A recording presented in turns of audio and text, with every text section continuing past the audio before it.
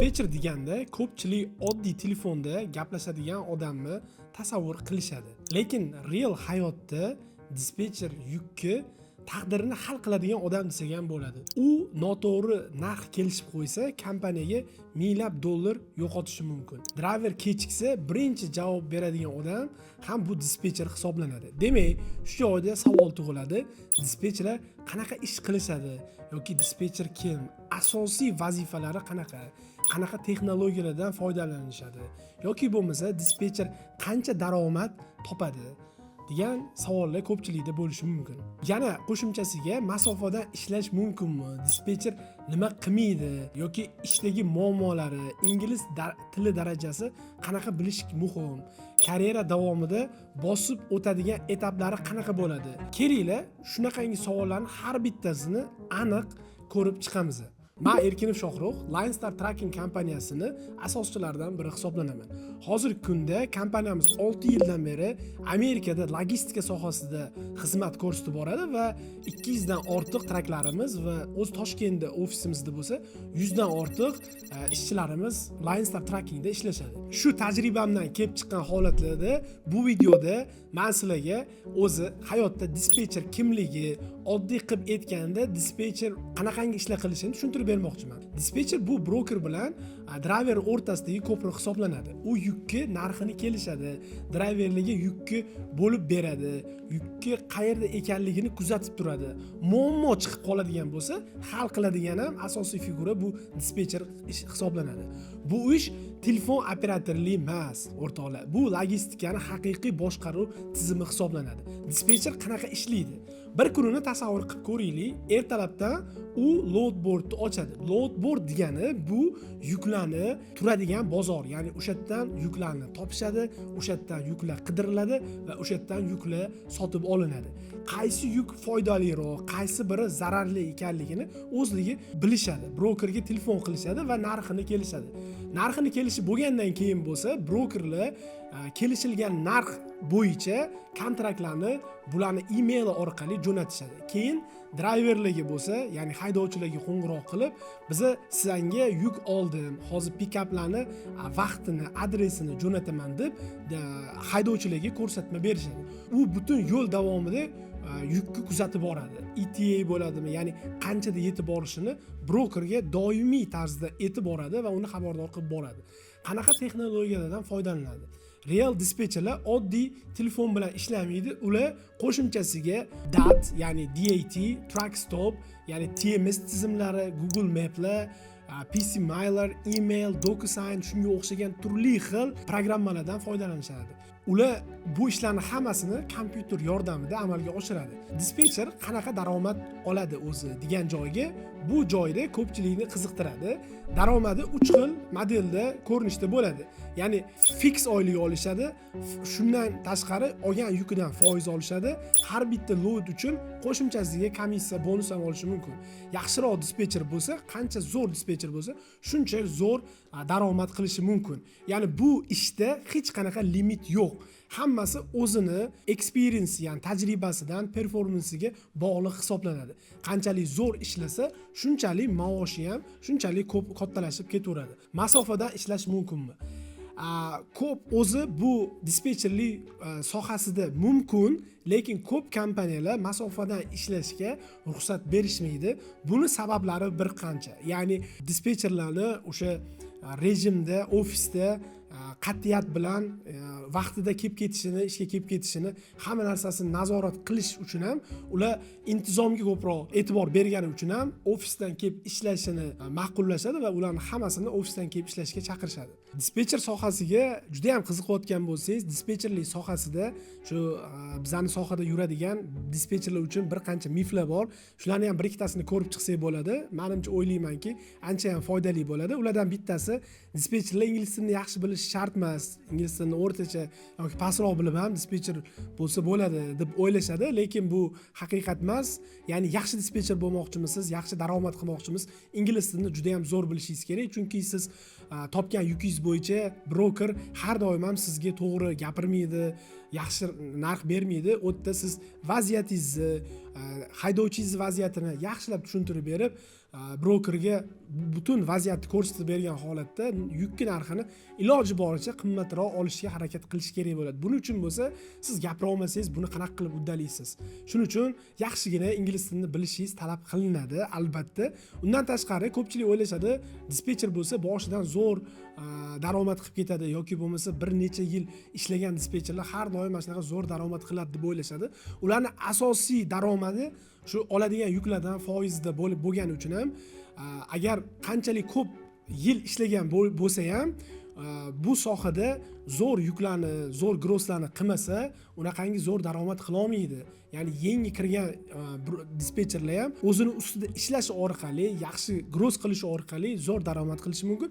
Bir necha yillik dispetcher bo'lib turib ham yaxshi ishlamasdan yaxshi daromad qilmasligi mumkin. Bu degani dispetcher bo'lib ishga kirdingizmi, birdaniga katta kutuvlarni kutish kerak degani emas. Ya'ni sizda bu sohada yangi ishga kirgan paytingizda na tanish bilish, na networking, na tajriba, bularning hech qaysi bo'lmaydi. Bularning hammasini yaxshi levelga olib chiqish uchun vaqt talab qiladi. Siz ozgina payt ishlashingiz kerak, bu sohada tajriba orttirishingiz kerak, yo'l yo'rig'ini o'rganishingiz kerak. Shundan keyin daromad ham o'z-o'zidan oshib ketaveradi. Kelinglar, endi sizlar bilan dispetcherlarning ishidagi eng real ular duch kelish mumkin bo'lgan muammolar haqida gaplashsak. Bu dispetcherlik oson emas, to'g'risini aytsam, juda ham stressga boy va muammolar juda ham ko'p uchraydigan sohalardan bittasi hisoblanadi. Ular har doim stressda bo'lishadi, sababi yuklar vaqtida borish kerak, kutilmagan logistikada juda ham kutilmagan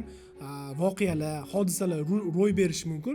Shuning uchun ham dispetcherlar har doim javob berishga, muammoni hal qilishga tayyor bo'lishi kerak. Shunaqa muammolarni bir nechtasini ko'rib chiqadigan bo'lsa, ulardan bittasi driver kechikishi. Ya'ni yuk olindi, etilgan vaqtga yuk boshqa shtatga yetib borish kerak, lekin driveringiz kechikyapti. Bunaqa holatda ko'pincha brokerlar juda ham katta dispetcherlarga bosim qilishadi, ulardan sababini so'rashadi, ulardan rasmlar so'rashadi, o'sha driverni kechiktirayotgan holatlarini isbotlab berish uchun. Shunaqa holatlarning hammasida dispetcherlar, haydovchilar va brokerlar o'rtasidagi most, ya'ni orasidagi hal qiluvchi odam bo'lib ishlaydi va ular brokerlar tomonidan tushadigan katta bosimni chidab berish kerak va o'sha vaziyatni brokerlarga to'g'ri tushuntirib berish kerak. Undan tashqari, broker bilan yuk olayotganda, brokerdan yuk olishayotganda narxlarni talashishi. Bu juda ham har kuni ularni uchraydigan katta muammolardan bittasi. Brokerlar har doim yuklarning narxini iloji boricha pastroq qilib berishga harakat qiladi, chunki ular o'shandan foyda ko'rishadi. Dispetcherlar bo'lsa, vaziyatni, ob-havoni, haydovchilarni sharoitini, haydovchi qanchalik yukdan uzoqda ekanligini, ularni haydovchi tomonidan qarab qanchalik ularning rasxoti borligini hammasini tushuntirib bergan holatda yuklarni shunchalik tepa olishga harakat qilishadi. Ko'pincha holatlarda to'lovlarni ham kechikishi bo'ladi. Bu yerda asosan o'sha dispetcherlarni ozgina shoshilgani hisobiga ham bo'lishi mumkin. Buni faktlari juda ko'p.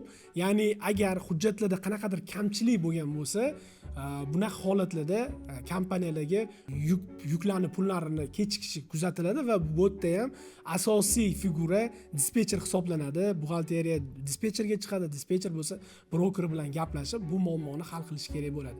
Shuning uchun ham ularning ishida har doim aytaman, stress eng yuqori darajada bo'ladi. Faqatgina o'sha smenga kelgandan to oxirigacha telefon qulog'idan tushmaydi.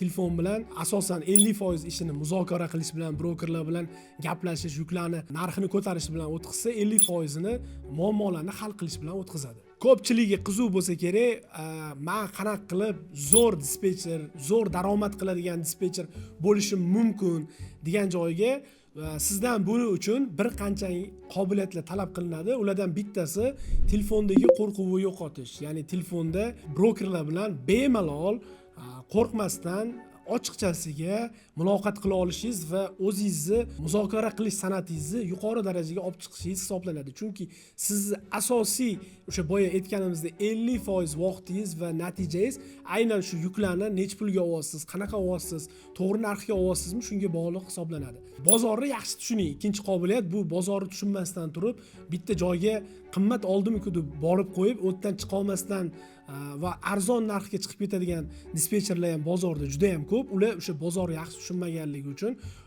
yangi kirgan, asosan yangi kirgan dispetcherlar bunaqa xatolarni qilib turishadi.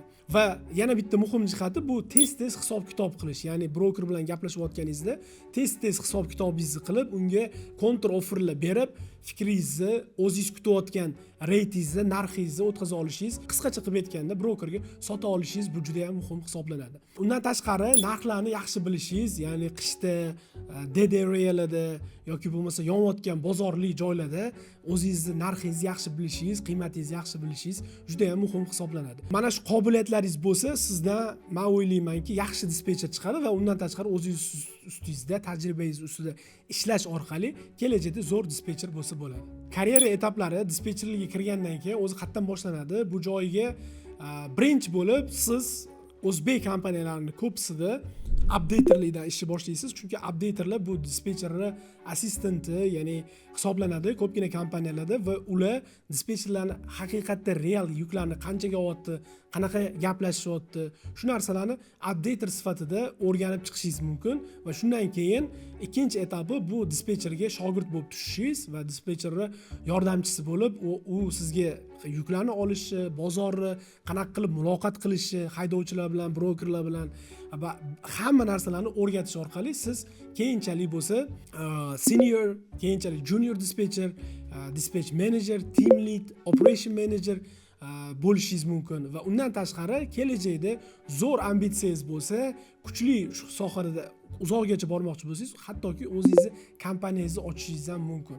Demak, bu yerda patolog yo'q. Qanchalik o'zingiz o'sish xohlasangiz, shunchalik bu soha sizni o'stirishi mumkin.